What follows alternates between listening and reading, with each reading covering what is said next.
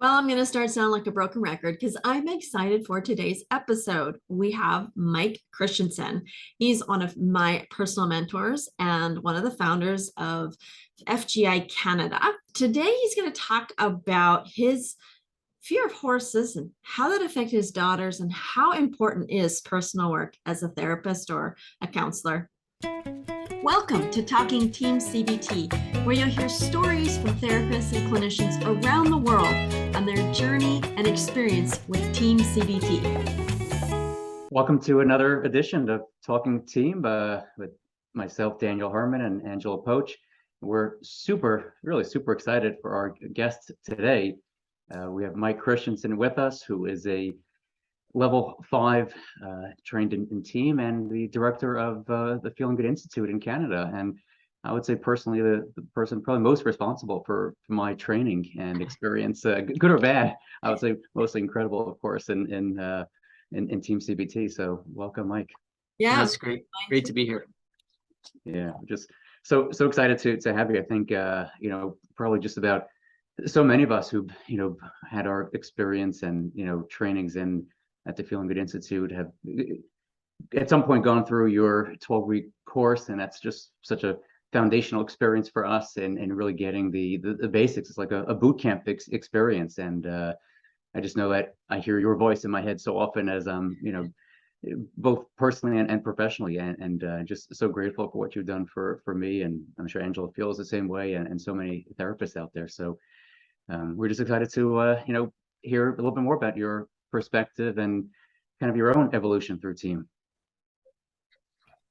So maybe I could start off. There's so many questions to kind of get you started off with, but maybe you could just start us up a little bit. Tell us. I know we probably know a little bit of your story, but for everyone else, tell us a little bit like how you got involved in team. I know that was a while ago. Awesome. Well, thanks for inviting me. It was an easy thing to say yes to, because I've of course worked with you, Daniel, a fair bit, and Angela and I work very closely together here in Canada and on a number of projects, and just appreciate all the things that the both of you are doing. So super fun for me to be here. So to answer your first question, what kind of got me started in team, did I hear that right?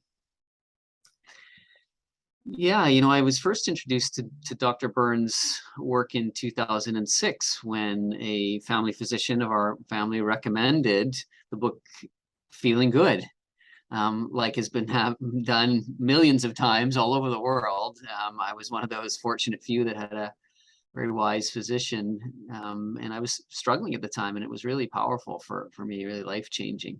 And as it turned out, he was doing workshops here in Canada, in British Columbia.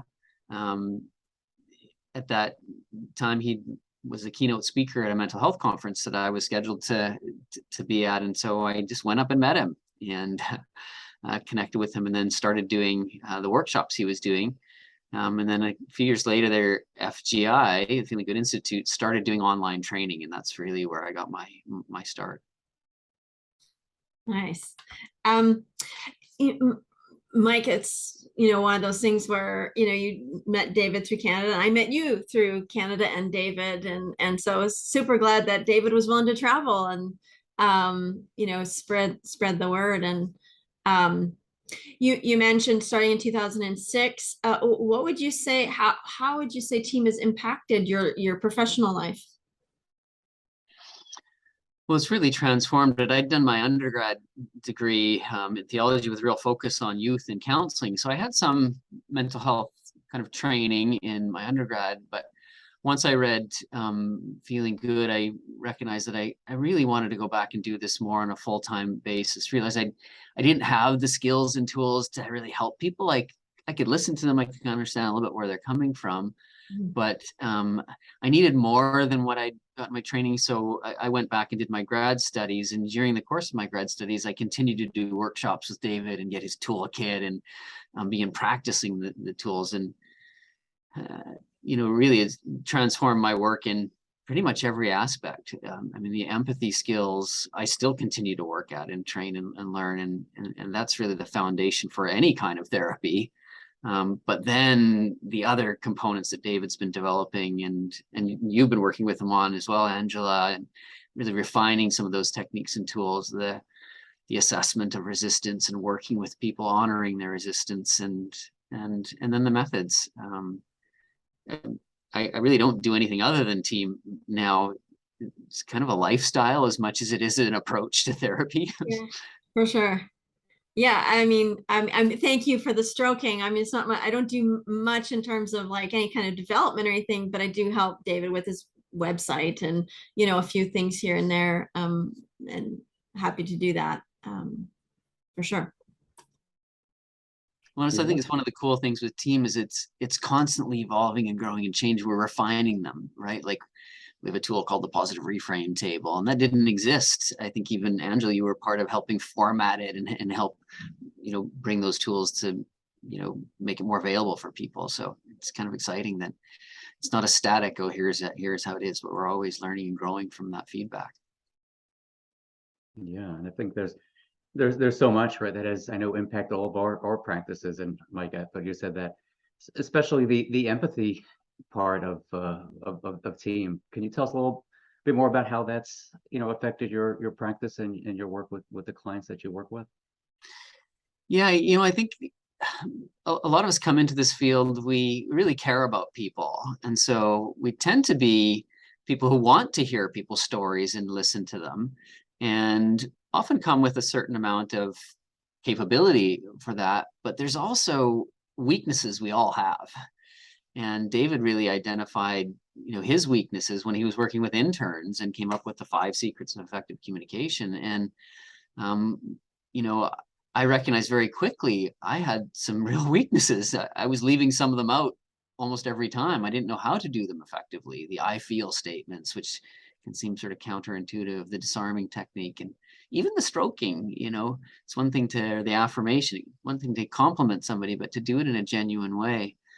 You know, and every client that I've ever worked with needs a little different flavor and a little different, you know, combination of those 5 secrets. And so that's why we're always learning. David's always learning himself. He's been doing it for, I don't know, 50 years or more. And so that's kind of exciting too. It's not like, oh, you've learned this skill, now you just do it over and over again. No, you're constantly learning and growing with it. And you infuse empathy into everything we do in team. And, you know, even the assessment of resistance tools, to me, those are deeper empathy tools, the agenda setting tools. So, yeah. Oh yeah, you definitely reminded us in the, you know, 12-week course about that empathy, even though it's the E, it's part of the testing and part of the agenda setting, part of the methods as well. I add one more thing that, and I'll let Angela kind of jump in, but I couldn't help but, you know, you mentioned that not only, of course, has this really impacted you tremendously in your professional life as a therapist, but also that you mentioned that it's a lifestyle. And I was wondering if you could, you know, tell us a little bit also how it's really kind of, you know, impacted you and affected you personally. You know, I think back before I knew team, particularly the 5 secrets, and think, wow, how did I even kind of connect with people? And it's arguably, you know, enhanced every relationship in my life. I mean, particularly when I was learning it, my kids were, you know, preteen and teenagers, and they're probably my best practice partners because they could see through my weaknesses. Yeah. And they would call me when I wasn't, you know, really listening to them. You know, my daughter would say, oh, don't give me that psychology crap, when I was trying to do my listening skills. And I was kind of in counselor mode. And what she was really saying is, you know, you're not being genuine and authentic. And that's a key element of the 5 secrets. So in that sense, it, you know, it's enhanced the relationships that I have everywhere, but also probably rescued a number of them, and given me a different perspective on people that are different than me, that are unique. And it's some amazing opportunities to work in, you know, demographics with people that had very different backgrounds and ethnic background than me, and to be able to really hear and understand them. That I think you can use in every aspect of your life. So that would be kind of the relationship aspect. But then in the personal aspect, just, I mean, I love doing exposure work because I've done a lot myself, you know, the shame attacking exercises, the making a fool of yourself. I was afraid of horses. and my daughters got into horseback riding. So then I had to go, oh, well, one of our rules is you're not allowed to ask your patients to do something that you haven't done yourself. So it's just given me another level of kind of confidence and I would say even kind of peace and joy in life. Not that I don't have my bad days. I mean, I was jet lagging this week. I was feeling a little rough the last couple of days and wasn't the happiest probably camper around all the time. But for the most part, yeah, it's just really it impacted every aspect of my life. Love that, Mike. And I'd love to hear more about how did you conquer your fear of horses? So, because our listeners may not know much about TEAM or like, you know, you mentioned stroking, a lot of great things, but our listeners might not know what that might look like. So, you know, that might be a long story or short story. Maybe you could tell us a little bit about it. Yeah, I mean, the short story when it comes to the horses is I'd had a bad experience when I was a young teenager at a camp. We were horseback riding, a horse took off, and it probably was an old horse that wasn't going very fast, but to me, it was like a thoroughbred going, you know, and I thought I was going to die. And so then I just avoided horses at all, and they weren't really part of my life, and so it didn't impact me. Right. But then when my daughters got into horseback riding, suddenly I realized, wait a second, they want to go out in the field and get the horse that they have to ride for their lesson. And they want me to go with them. And I was terrified. And so I had to really look at, oh, how do I overcome that fear? And one of the techniques we use is exposure, which is face your fears head on until that anxiety either drops away or you realize, oh, I'm going to be okay, even if I am feeling anxious. And so my motivation to be a supportive dad was just a teeny bit higher than my fear of going into that field to get the horses. And then I gradually worked at, okay, what are the other things I'm afraid of with horses? You know, standing beside them and or in front of them. My biggest fear was standing behind them and getting kicked. Mm-hmm. And that's a healthy fear if you don't know the horse. Yeah, for sure. But my daughters are wonderful with horses, and they got to the point I could actually put my back against the back legs of our one horse and lean against him, and he's totally fine and relaxed, no fear at all. But that's sort of my ultimate exposure is hanging out with them. But it seems silly now when I think back because they're really wonderful animals, and you have to be wise and careful. You don't do it with a horse you don't know. But mm-hmm. I love that. It's so real and relevant to our lives. And I remember going through having my fears. I loved horses, but was still afraid of them.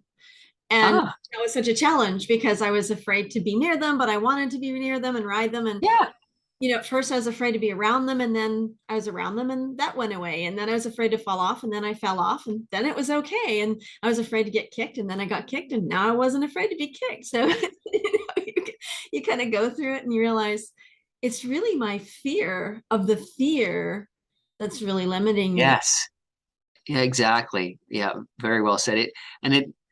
It's a bit of a prison that you're living in that sense. You're trapped in it, and you don't have to be. And certainly there's a lot of other what we call cognitive tools challenging the negative thoughts that, you know, preventing me from do that. But yeah. So cool. Yeah. And I think so David exciting. was mentioned, right, that, you know, all of these exposure stories that sometimes, I find it often to be the case that after we've done our own exposure, not only do we, like you said, Mike, escape that prison, but actually almost kind of like often enjoy or like the thing that we were afraid of. It kind of, right, another paradox in TEAM. There's so many paradoxes that we talk about. Right. Yeah, that's such a, I was working with Heather Clegg in Poland. We did a live demo together, and Heather's a brilliant, you know, psychiatrist from Southern California. And I used to be really intimidated by people who had a kind of higher level of, you know, degree than me, right? If they had a doctorate, you know, psychiatrist and sort of thing, because they're so smart and important, right? And they are brilliant and amazing. So I'd be very scared that some of them might take my class and then ask me a question I couldn't answer. And so did similar kind of things with that, some exposure with that. And now it's just so fun to work with brilliant people like that who can enhance our learning and ask us those great questions and support us. It's a ton of fun. Yeah, I love that. And like you've always told us, right, you know, how do you put it, like when you were afraid to try something, you say like the next best thing we could do is to do a perfect job, or how do you put it, right? And that exactly. allows us to jump in. Mm-hmm. Yeah, when we're looking to, practice our skills, the best thing is that you could kind of fail actually joyously. That the next best thing is that you do a good job, but it'd be better to actually do it kind of what we call a C+ job, because then you can really learn from it. Yeah, I think it's Matt May says, ideally the best thing you can do is kind of a mediocre job. Then we can learn together and fail and just hang out and have a good time learning. And the worst thing you could do would be a perfect job, because then we've got nowhere to go. Yeah.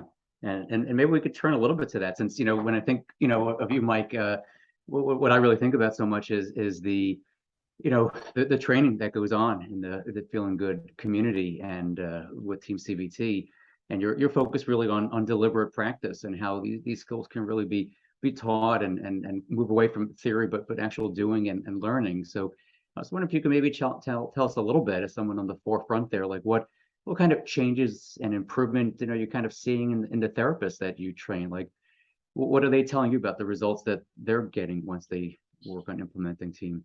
Yeah, it's such a good question. When I first started the training, Lee Harrington was my mentor, and we hung out, actually Paul in here recently as well. And so we were talking about the same thing about, what do we see as kind of the unique things that are happening and changes in the therapist. And over again, we hear two things. One is it just gives them a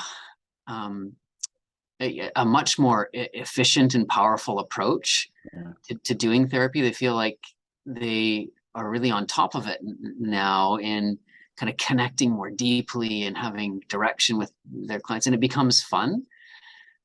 So the first thing is it just makes them much more effective and efficient with their work. Not that we don't have some that are a little bit longer term, depending on the things that we're working with, or they want to work on a variety of things, but it makes therapy a lot more fun. The second thing is they're far less burnt out. It's kind of energizing to do therapy this way. Not that it isn't draining at times, but it takes the pressure off of us not to have to be kind of perfect or something we're not, or to change or fix people. That's not how we do it. Yeah. We work with them in their own motivation, and so it really frees you up in that way. And I think the other part of that is that just the team community is just remarkable. I mean, that's been huge for me. We're in many ways alone in this business, right? I'm in a small town in Western Canada. Angela's in a small town, and how many other therapists could we connect with? It can be a lonely business, and so to have the opportunities to connect, with other therapists in training and learn together and fail together, and we do a lot of personal work as a learning vehicle, and that's really powerful. So those are the things I hear from people that have taken my courses. It's like, wow, I didn't know it could be this powerful, and then just the connections they make is huge. Yeah, it resonates. Does make it so much more effective and energizing. But even the fun part, that does make a lot of sense. Yeah, that I know that doing trainings with you has been fun, and the idea that we can fail as fast as we can is actually the motto of the game. I was super freeing for me, because I have even less education than you, the great mighty Mike. It feels like I do have something maybe to offer a little bit in the community, and the stroking's been great. I mean, lots of different therapists I've worked with, they're learning those 5 secrets. And for those who are listening, stroking is simply affirmation and respect. But I know for me, that's one of the challenges. I'm wondering, Mike, is there any aspects of TEAM you found particularly challenging? Such a good question. And I mean, even as you talked about that kind of variety too, it's one of the cool things that's happening in TEAM right now is we've got people who are psychiatrists working in intensive, high level, cases that require that kind of expertise and training, and they're using TEAM.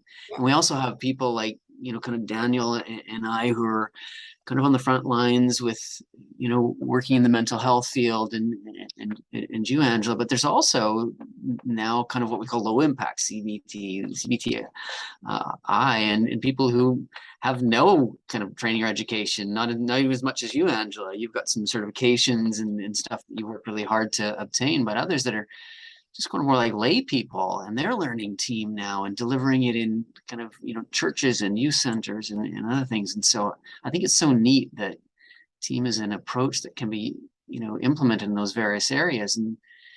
And so when you ask this question, what are the things that were hard for you to learn and work with? I think that it's such a great thing for us to remember when we're doing the teaching and training, that even if you don't have kind of a high level degree, you can still learn some of the real core aspects of this. And that's really what we're doing with our patients, is teaching them to become their own therapist, so they don't need us anymore. Right. Use those tools. And so, for me, the things that were a struggle were some of the empathy tools were hard for me to learn. They weren't intuitive. And so when I'm working with clients that are struggling connecting with family members or partners, I go, I feel almost a little guilty sending you to do this homework, because I know how hard it is. And honestly, when I go home, I'll probably fail at it myself at times. My family members could tell you, oh yeah, he doesn't always do his 5 secrets very well with us. So things like the I feel statements, right? That wasn't sort of a natural thing. That was a challenging thing to learn. So I'd really practice that and learn those emotion words more, and something I still work with. And then the other part, which I suspect is we've done so much great work to make it easier to learn, but David told me, this is hard for some people to wrap their mind around, and that is the working with resistance, right? And assessing it, and the agenda setting, where we're not trying to change the client. We're actually honoring their willingness to stay where they're at, and kind of letting them hang on to that and honoring it. That's hard to learn. And I so desperately want to help people. I love helping people.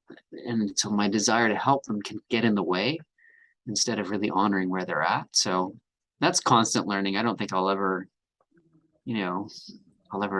kind of completely learn that.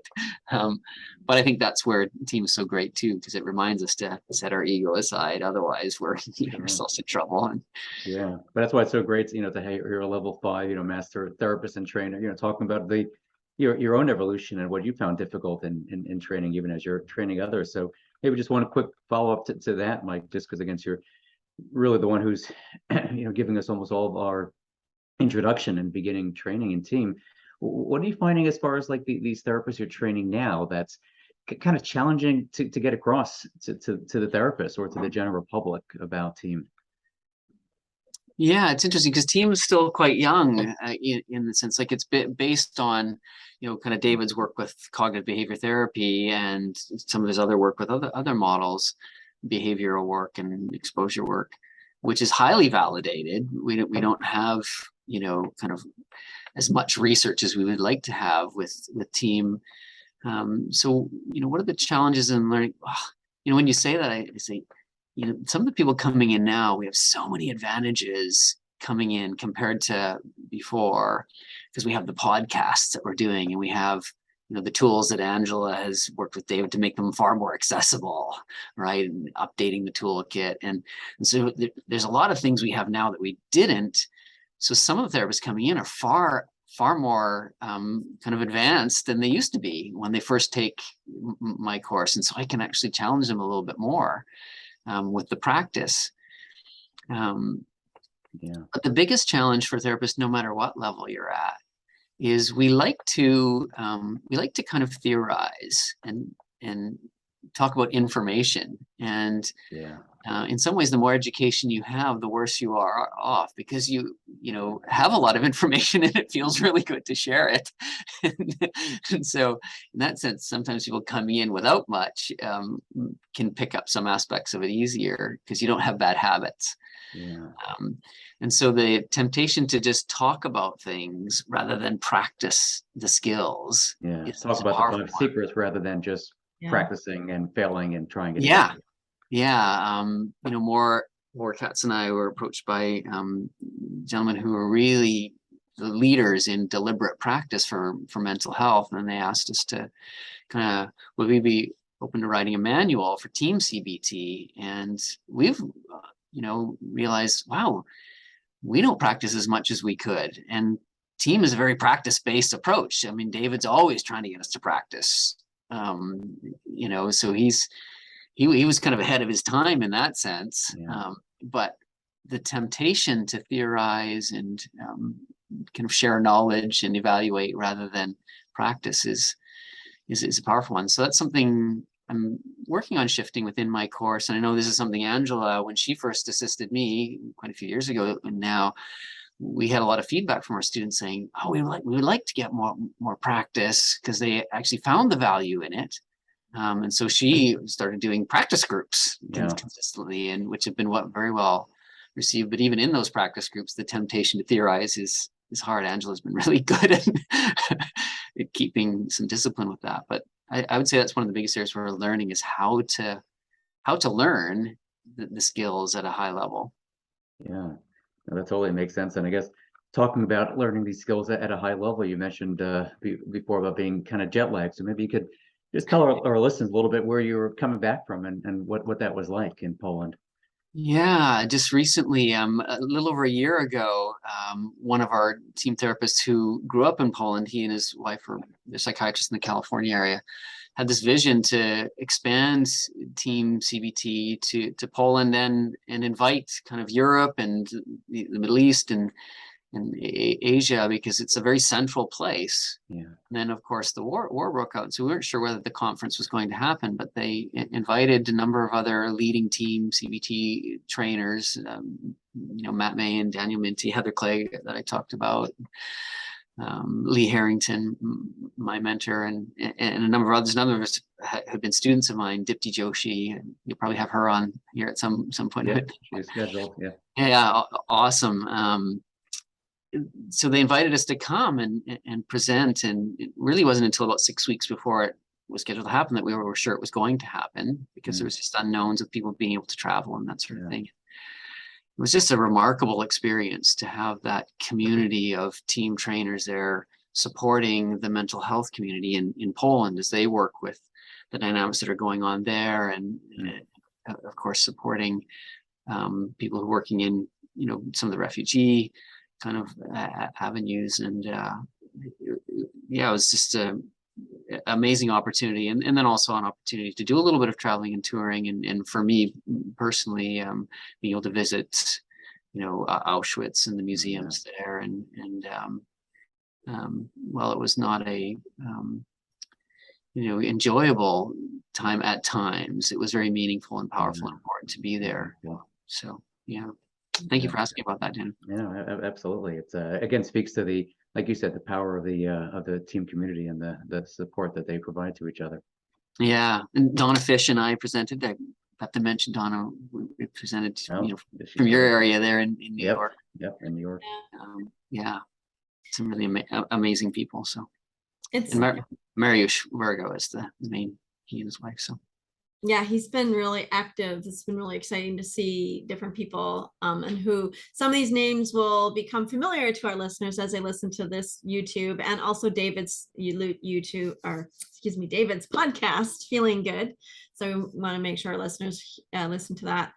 And seeing this training go across the world is really exciting, and that World Conference in Poland and that taking off, and hopefully that's going to be an annual event. Super excited about that. And one thing you mentioned back a bit, and I wanted to touch on before our last question, was how there's this wide variety and wide scope of not only education but modes of practice, meaning there's private practice, there's people who work in EPA programs, there's people who work in clinic, like you said, there's people who are doing in hospital care, psychiatrists, really important, needing those education. And then we have all the way down to people, like you say, lay people, and even coaches and things. And we encourage our listeners to keep listening, because we hope to have people from all these different walks on. We had Rabbi Dr. Joel on, and awesome. Yeah. And so we want to keep keep people aware that this is TEAM is a structure that many different types of people in the mental health field can do, and we don't want to be limiting it to some kind of I know David says it's not another school. That was one of his pet peeves, is it's not like CBT or the psychodynamic. Those can fit into TEAM. They're not, it's not different from. So I love that. I love that you brought that up. So our last question for you is, if all the therapists in the world were listening right now, what's one thing you want them to know about TEAM?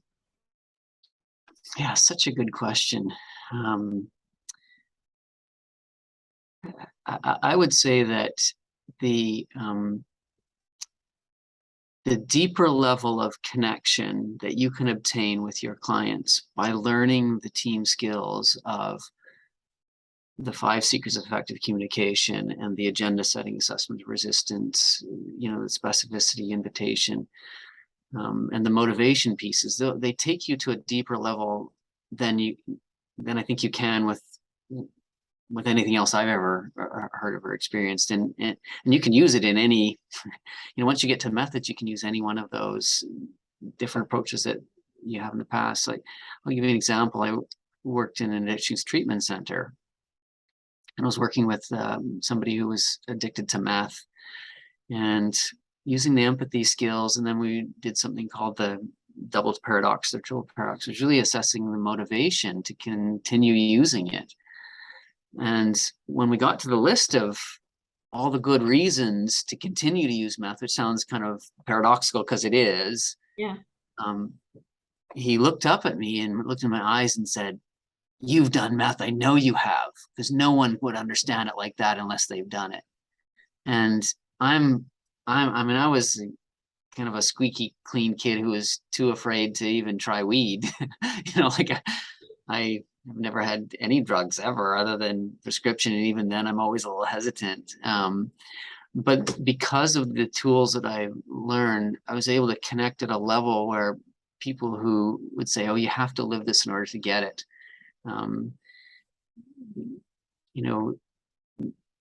it can be done, but it takes a lot of work.